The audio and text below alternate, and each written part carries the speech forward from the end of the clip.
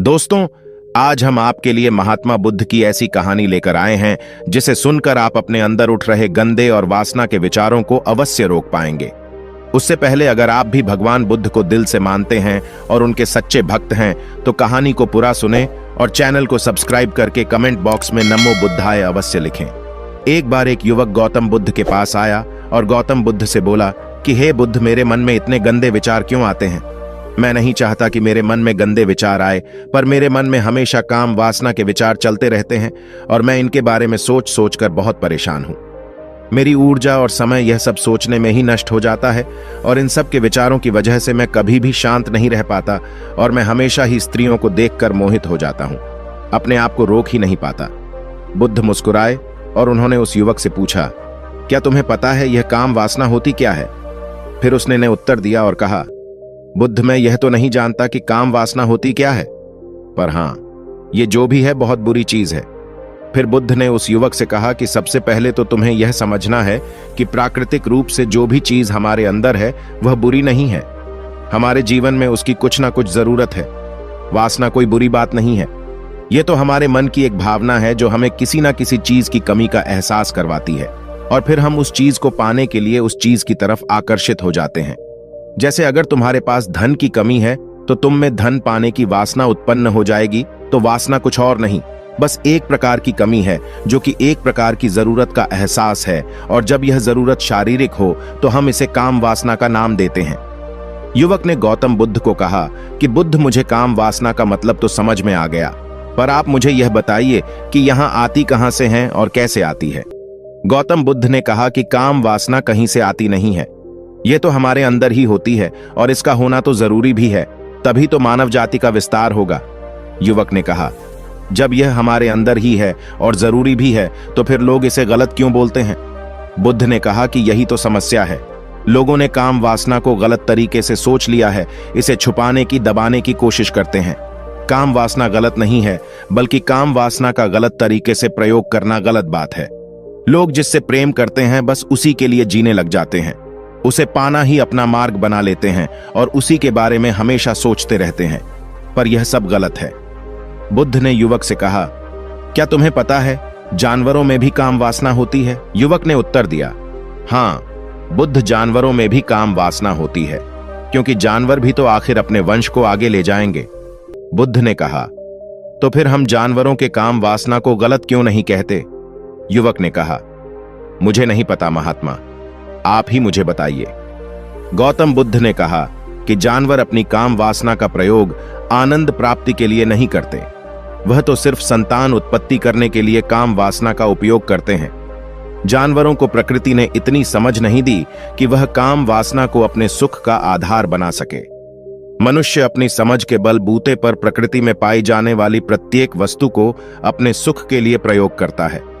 हम इंसानों ने ही काम वासना को अपने सुख का साधन बना लिया है, जबकि प्रकृति ने तो हमें अपने वंश को आगे अग्रसर करने के लिए दिया था, लेकिन इंसानों ने इसे अपने जीवन का परम लक्ष्य बना रखा है और इस तरह से काम वासना का आ जाना गलत है। युवक ने पूछा, महात्मा जी, ये काम वासना हम पर हावी क्यों होती है? क्यों यह हमेशा क्यों आ जाती है? तब गौतम बुद्ध ने कहा कि सुनो, अब जो मैं तुम्हें बताऊंगा उसे तुम ध्यानपूर्वक सुनना। काम वासना का सारा खेल तुम्हें समझ आ जाएगा, तुम्हें तुम्हारे सारे सवालों का जवाब मिल जाएगा, बस तुम्हें ध्यान से सुनकर समझना है। एक बार की बात है, एक आश्रम में गुरु और उनके शिष्य रहा करते थे, जो रोजाना आश्रम के बाहर स्थित गांव में भिक्षा लेने के लिए जाते थे। उस आश्रम का एक शिष्य जिस गांव में भिक्षा लेने जाता था, उस रास्ते में एक नदी मिलती थी। एक दिन उसने देखा कि एक युवक वृक्ष के पीछे छिपा है। वह उस युवक के पास गया और उससे जाकर बोला, भाई, तुम इस वृक्ष के पीछे छिपकर क्या देख रहे हो? युवक ने कहा, अरे तुझे नहीं दिख रहा क्या कि मैं क्या देख रहा हूं? तब शिष्य ने नदी की तरफ देखा तो वहां पर कुछ युवतियां पानी भर रही थीं। तब उसने उस युवक से कहा, अरे भाई, वहां पर तो युवतियां पानी भर रही हैं, इसमें छिपकर देखने वाली क्या बात है? तब वो युवक शिष्य की तरफ देखकर उससे कहता है, अरे पागल, तुम्हें दिखाई नहीं दे रहा क्या कि कैसे यह परियां नदी से पानी निकाल रही है?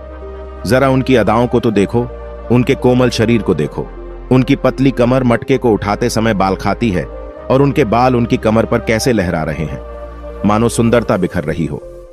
शिष्य ने फिर नदी की तरफ देखा और इस बार वह इसे देखता ही चला गया। अभी तक तो कुछ भी नजर नहीं आ रहा था और वह बिल्कुल निर्भय था। उसे किसी भी बात का कोई डर नहीं था। लेकिन अब वो छिपने लगा और उन युवतियों को देखने लगा। और जब वो छिपकर उन युवतियों को देख रहा था, तभी वह अचानक अंदर से कांप गया और उसने कहा कि यह मैं क्या कर रहा हूं? मैं जो कर रहा हूं वह सही नहीं है। मुझे यहां से चले जाना चाहिए। और फिर वह जल्दी से वहां से चला गया। वो आश्रम पहुंच जाता है। आश्रम जाकर वो अपने कार्यों में लग गया। लेकिन जो अभी वह देखकर आया था, वही उसकी आंखों के सामने बार बार आ रहा था। उसके मन में वही दृश्य चल रहा था। उसका मन वही सब कुछ देखने के लिए उतावला हो रहा था। उसका किसी भी काम में मन नहीं लग रहा था। सुबह होते ही वह जल्दी ही भिक्षा के लिए आश्रम से निकल जाता और उस नदी के पास वाले वृक्ष के पास जाता, जहां पर वह युवक पहले से मौजूद रहता था। उसके साथ मिलकर युवतियों को छुप छुप कर देखता था। अब वह रोज ऐसा करने लग गया। यह उसके रोज का काम हो गया।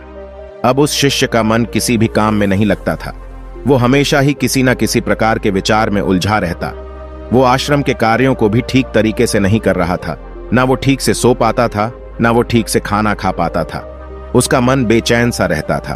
उसका मन बार बार उन युवतियों के सौंदर्य को देखने के लिए लालायित होता रहता था। जब गुरु दीक्षा देते, तब भी उसका मन कहीं और विचारों में खोया रहता था। गुरु ने अपने शिष्य की इन हरकतों को भांप लिया था। तब एक दिन गुरु ने शिष्य को अपने पास बुलाया और कहा कि आज से मैं भी तुम्हारे साथ भिक्षा मांगने चलूंगा। तुम और मैं साथ साथ भिक्षा मांगने चलेंगे। तभी शिष्य गुरु को मना करते हुए बोला, नहीं गुरुदेव, आप परेशान क्यों हो रहे हो? मैं अकेला ही ठीक से भिक्षा मांग सकता हूं। गुरु ने शिष्य से कहा कि ठीक है, तुम अकेले ही भिक्षा मांगने जाओ। शिष्य तुरंत वहां से भिक्षा मांगने के लिए निकल गया। उसके जाने के बाद गुरु भी आश्रम से निकल गए और शिष्य का पीछा करने लगे कि वो कहा जाता है, किससे मिलता है। ये सब देखने के लिए उसके पीछे पीछे चलने लगे। कुछ आगे जाने के बाद गुरु ने देखा कि उनका शिष्य एक युवक के साथ एक वृक्ष के पीछे अपराधी की तरह छिपा हुआ है और छिपकर कुछ देख रहा था। गुरु भी अपने शिष्य के पीछे गए कि आखिर उनका शिष्य क्या देख रहा है, जिसे देखने के लिए वो वृक्ष के पीछे अपराधियों की तरह छिपा हुआ है।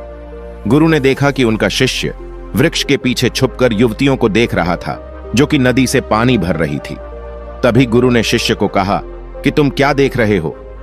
अपने गुरु की आवाज सुनकर वह शिष्य घबरा गया और उसके पसीने छूटने लगे। वह थर थर कांपने लगा, जैसे किसी चोर को चोरी करते समय रंगे हाथों धर लिया हो। उसकी हालत खराब हो गई। वह कुछ भी नहीं बोल रहा था। उसके मुंह से कुछ टूटे फूटे शब्द ही बाहर निकल रहे थे। वो अपने गुरु से नजर भी नहीं मिला पा रहा था। गुरु ने शिष्य की तरफ देखा और कहा कि मेरा शिष्य तो निर्भय था, उसे तो किसी भी चीज का डर नहीं था, लेकिन यह क्या, तुम तो डर के मारे कांप रहे हो। शिष्य ने गुरु से कहा कि मुझे माफ कर दो गुरुदेव, मेरा इसमें कोई दोष नहीं है। उस युवक ने मुझे बहका दिया था, लेकिन आपसे मैं वादा करता हूं कि आज के बाद मैं ऐसा कभी दोबारा नहीं करूंगा। मुझे माफ कर दो। गुरु ने शिष्य से कहा कि कोई बात नहीं, पर इस बात का तुम ध्यान रखना कि हम जैसी संगति करते हैं, वैसा ही फल हमें प्राप्त होता है। उसके विचार हमारे अंदर प्रवेश करते हैं, इसीलिए अच्छी संगति करो, जिससे तुम्हारे अंदर अच्छे विचारों का प्रवेश हो। फिर गुरु और शिष्य आश्रम लौट आए और फिर से आश्रम के कार्यों पर ध्यान देने लगे। उसने उस रास्ते को त्याग दिया और दूसरे रास्ते से जाने लगा।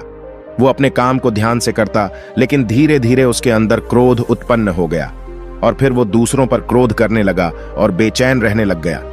अब वो सही समय पर भोजन भी नहीं करता था। वह भोजन भी बहुत कम खाता था। एक रात गुरु शिष्य के पास आए और उसे बोले कि अब तक तुम कितनी बार अपने वादे से मुकर चुके हो। यह सुनकर शिष्य अपने गुरु के चरणों में गिर गया और रोने लगा। रोते रोते ही उसने गुरु से कहा कि गुरुदेव, मैं कई बार अपना वादा भूला हूं, फिर वादा कर लेता हूं, लेकिन हर बार मैं वादा भुला देता हूं।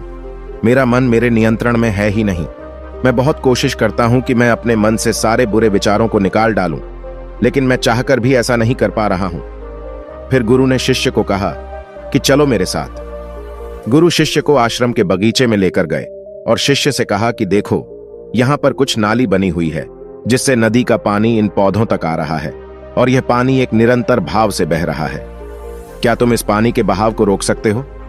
शिष्य ने कहा कि हां गुरुदेव, मैं इस बहाव को रोक सकता हूं। फिर शिष्य ने मिट्टी उठाकर उस नाली में डाल दी।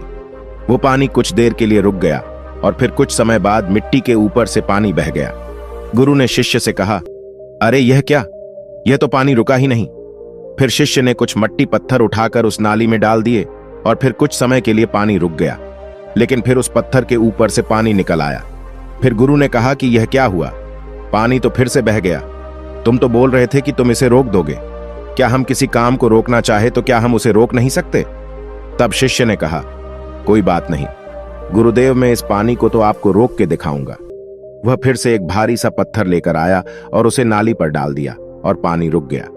तब गुरु से कहा कि देखा गुरुदेव, मैंने कहा था ना कि पानी को मैं रोक दूंगा।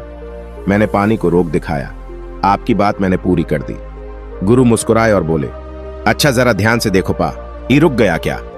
वो तो पीछे की नाली से बाहर आ गया और अगल बगल से बह रहा है। और ध्यान से देखो, इस पत्थर के आगे भी आ गया और यह पानी अपना रास्ता बदलकर फिर से आगे की तरफ बह जाएगा। और फिर कुछ देर बाद ऐसा ही हुआ।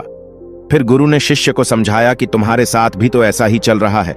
तुम बार बार प्रयास कर रहे हो, पर हर बार तुम्हारा प्रयास टूट रहा है और यह हमेशा टूटता ही रहेगा। तुम कितना भी मिट्टी पत्थर रख लो, लेकिन पानी तो अपना रास्ता बना ही लेगा। यह सब देखकर शिष्य ने गुरु से कहा कि हे गुरुदेव, क्या कोई तरीका नहीं है जिससे मैं गंदे विचारों से बाहर निकल सकूं और यह मेरे मन में आए ही नहीं? गुरु शिष्य को एक नदी के पास ले गए जहां से उस बगीचे में पानी आ रहा था। गुरु ने शिष्य से कहा, वो पानी इसी नदी से जा रहा है। अगर हम यहीं से उस रास्ते को बंद कर दें जहां से पानी बगीचे में जा रहा है, अब क्या हम पानी को रोक नहीं सकते? शिष्य ने कहा कि हाँ गुरुदेव, अवश्य ऐसा हो सकता है। मैं इस पानी को यहीं से बंद कर देता हूं, तब आगे की नाली में पानी जाएगा ही नहीं और फिर बगीचे में पानी जाएगा ही नहीं।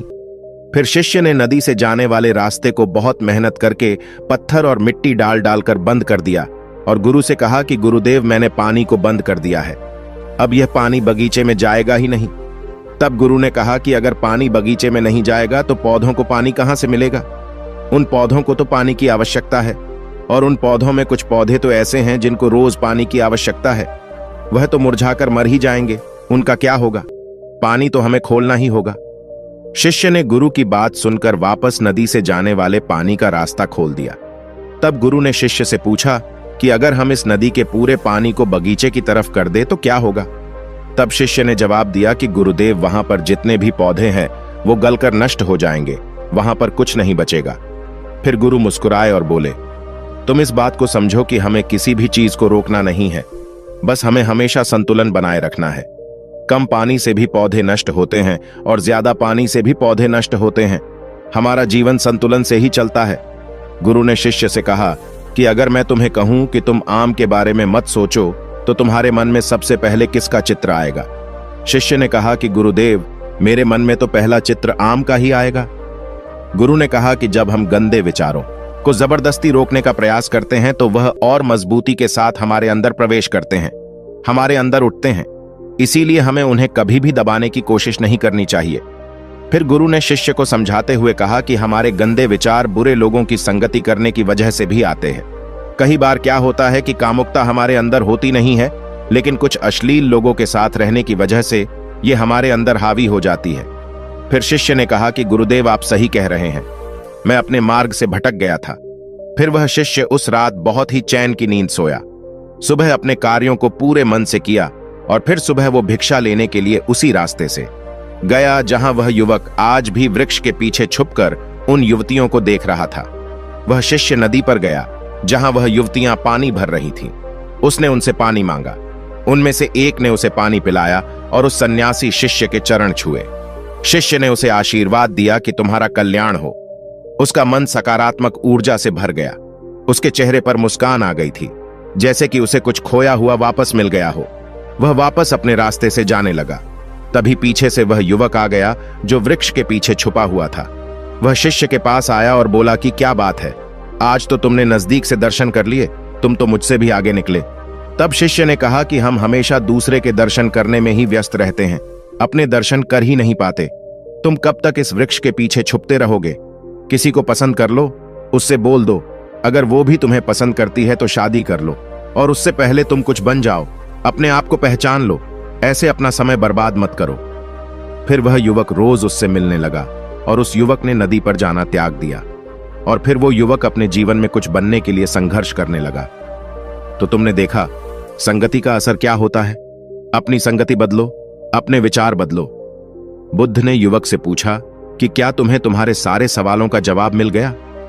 तब युवक ने कहा कि हाँ महात्मा जी, आपका बहुत बहुत धन्यवाद। तब गौतम बुद्ध ने युवक से कहा कि जब तुम्हारे मन में गंदे विचार आए तब आप अपने आप को दोषी मत मानो, केवल उन विचारों में संतुलन बनाने का प्रयास करो और अपने आप को पहचानो। धन्यवाद।